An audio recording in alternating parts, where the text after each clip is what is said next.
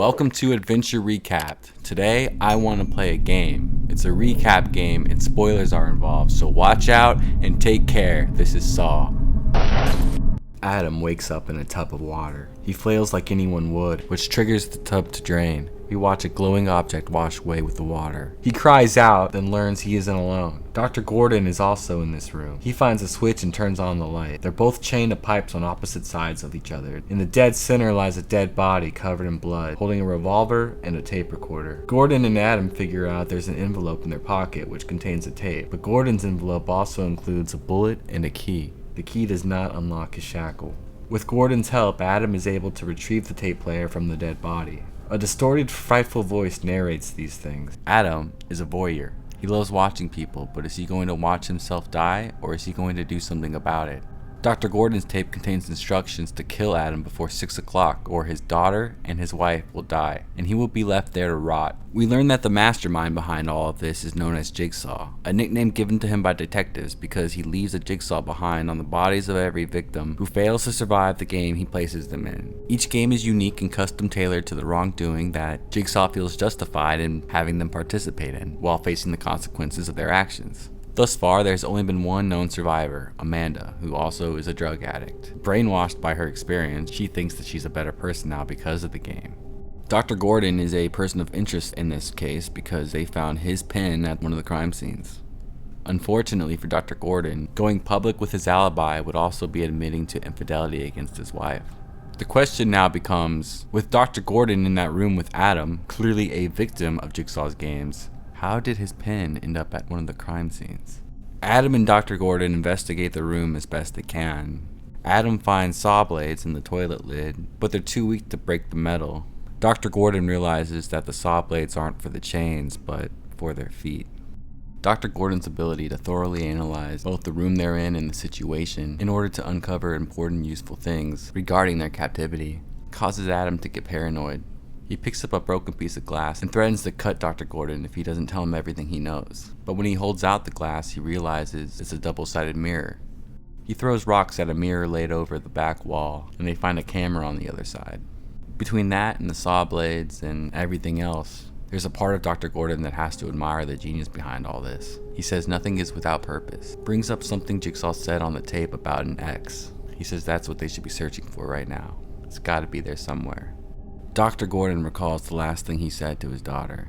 He was tucking her in a bed when his pager went off. He told her he had to go to work, and then promised the following night he'd read her favorite story to her. He tosses Adam his wallet to show a photo of her. Adam says she's beautiful, and then asks to see a photo of his better half. Dr. Gordon tells him to check behind the photo, but when Adam does, he finds a new photo of Dr. Gordon's wife and daughter tied and gagged. Underneath the photo, the word regards is markered with a jigsaw sketched right next to it. He flips the photo over and there's a clue that suggests the X can be found when the lights are off. Instead of divulging the whole truth to Dr. Gordon, Adam simply tells him the photo that he's talking about isn't there. He hides the clue and tosses the wallet back, and Dr. Gordon looks through it confused. We return to the night Dr. Gordon last saw his daughter. After he leaves, the person responsible for kidnapping his family is revealed to be Zepp, a nurse at the hospital Dr. Gordon works at. Spying from across the street is revealed to be Detective Tapp. In another flashback, Detective Tapp notices something on one of the Jigsaw videos to keep in evidence that potentially pinpoints his location. Detectives Tapp and Singh infiltrate Jigsaw's quote-unquote lair and confront him at gunpoint while he is confronting his next victim. Jigsaw quickly presses a button that triggers a device. Two drills, one on either side of the man, power on and slowly move towards his temples. Tapp subdues Jigsaw, while Singh fishes through a large set of keys, desperate to free the man. Right as he's about to run out of time, Singh fires off a bullet into the drills, and is successful in stopping them. But off the distraction this causes, Jigsaw slits Tapp's throat and runs away. Singh hurries after him, but falls prey to one of Jigsaw's traps when he triggers through a wire a series of shotguns above him to go off, killing him instantly in brutal fashion. Tapp survives, but is both forever haunted and plagued by this memory, and his obsession into seeking justice against Jigsaw becomes even more feverish than before. Dr. Gordon goes back to looking for the X. Adam suggests turning the lights off. When Dr. Gordon doesn't at first, Adam insists, so Dr. Gordon turns off the lights, and sure enough, etched against the wall in glow-in-the-dark paint is an X. Dr. Gordon flips the light back on, takes the saw to the wall, creating a hole that reveals the box. Inside the box are cigarettes, a note, and a phone that only receives calls. The note suggests that Dr. Gordon doesn't need a gun in order to kill Adam, and hints that the dead man's blood is covered in poison. Adam begs for a cigarette, practically salivating at the thought. But Dr. Gordon wants to know how Adam knew to turn the lights off. Adam tries to dance around the truth, but Dr. Gordon calls him a bad liar. Agitated by that, Adam tells him the truth and tosses him the photo. Dr. Gordon takes a good look at it and cries out. Adam leans back against the pipe and puts his head down. While he's not looking, Dr. Gordon rubs one of the cigarettes in the blood. The camera catches this. But then Dr. Gordon turns the light off. Thus, the camera's view is obstructed. In a low whisper, Dr. Gordon fills Adam in on a plan he has. When the lights come back on, Dr. Gordon offers Adam a cigarette, but he doesn't toss him the one that was poisoned.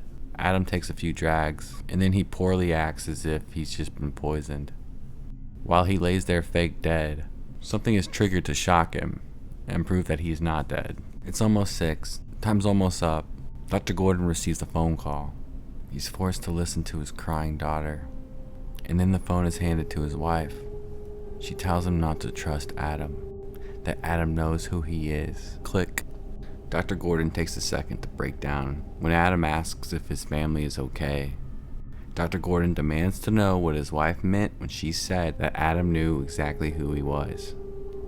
He demands to know who Adam is.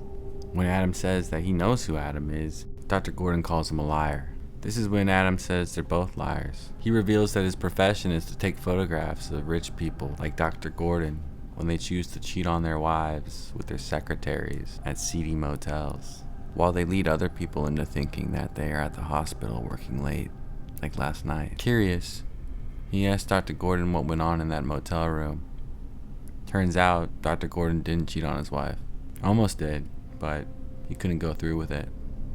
But in the motel room, after rejecting her advances, he did receive a phone call from Jigsaw, telling him that Jigsaw knew what he was doing. Gordon wants to know who hired Adam to take photos of him. Adam says the guy used an alias. They would only meet so Adam could collect the money. Dr. Gordon asks what he looks like, and Adam either completely blanks for real or just doesn't want to tell him.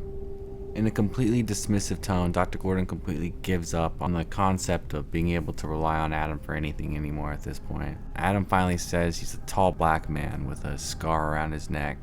When Dr. Gordon realizes that Detective Tapp was the man who hired Adam, Adam proclaims there's no way that the guy who hired him was the detective. This is where we learn through Dr. Gordon that Detective Tapp was actually discharged from the force. Pretty much lost his mind when Singh died. And even after he was let go, his obsession with Dr. Gordon didn't let up. I mean, he even moved across the street from the guy. As Dr. Gordon lays on the ground and wonders how he got there, considering he had his whole life in order, we watch Zepp put the gags back in his wife and daughter's mouth. Adam points to the clock in horror. He and Dr. Gordon both watch as time runs out. While Zepp is in the other room, Dr. Gordon's wife, refusing to let anything bad happen to their daughter, manages to free her hands from the rope that binds them, and then she frees her daughter. They hear Zepp coming back and they get in position. He tells Dr. Gordon's wife that Dr. Gordon ran out of time and that it's on her now to let him know that his wife jumps on top of Zepp. She snatches the gun from him and points it at him, tells him to stay put. Back on the phone with her husband, the two share a moment. Their daughter calls out for her mother, and Zepp capitalizes by lunging forward and trying to take the gun back. Amidst the struggle, Dr. Gordon hears gunshots. Unable to see what's going on, Dr. Gordon can only assume. Allie grabs scissors and stabs Zepp in the leg. Tapp breaks in with a gun and engages in crossfire with Zepp, while Dr. Gordon lays there, foot chained to the pipe, unable to help, sobbing hopeless. The gunfight leads to a chase back to the place this all started for Tapp, Jigsaw's lair.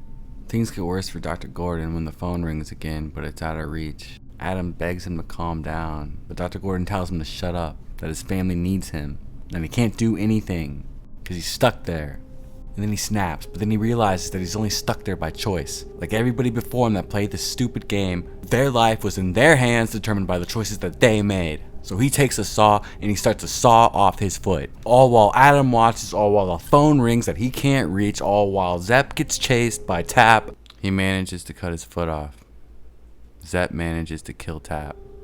Even though it's after 6, Gordon, who can at least now crawl around, grabs the gun from the dead body, puts a bullet in the chamber, and shoots Adam. We learn what Dr. Gordon can't possibly know, that his wife and his daughter are fine, and they're with their neighbor right now. Zep walks into a bloody mess, and is shocked to find Dr. Gordon crawling around and Adam dead. He doesn't understand. Zep lets Dr. Gordon know that although he did complete his task, he completed it late, and now he's gotta die. But right as he's about to kill Dr. Gordon, Adam reveals that he's not dead, and he bashes Zep's head in with the toilet bowl lid over and over again until he's way past dead.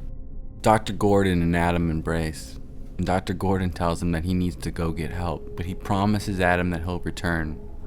Adam is terrified, he doesn't want to be alone, but Dr. Gordon assures him that he will be back. Despite Adam's pleas, Dr. Gordon begins to leave. If he doesn't, he'll bleed out. He probably will anyways. When he leaves, Adam is all alone, or so he thinks. The dead body rises to his feet. He was never dead. He was always Jigsaw. Jigsaw lets him know that the key to his freedom is in the bathtub. Adam realizes what the key was. That glowing blue object, gone forever. Adam, in a panic, reaches for the gun, but Jigsaw shocks him. Jigsaw shuts the light off, and as he goes to slam the door, he says, "Game over." Thank you so much for watching. If you enjoyed this video, please subscribe with your post notifications on. It really helps the channel out.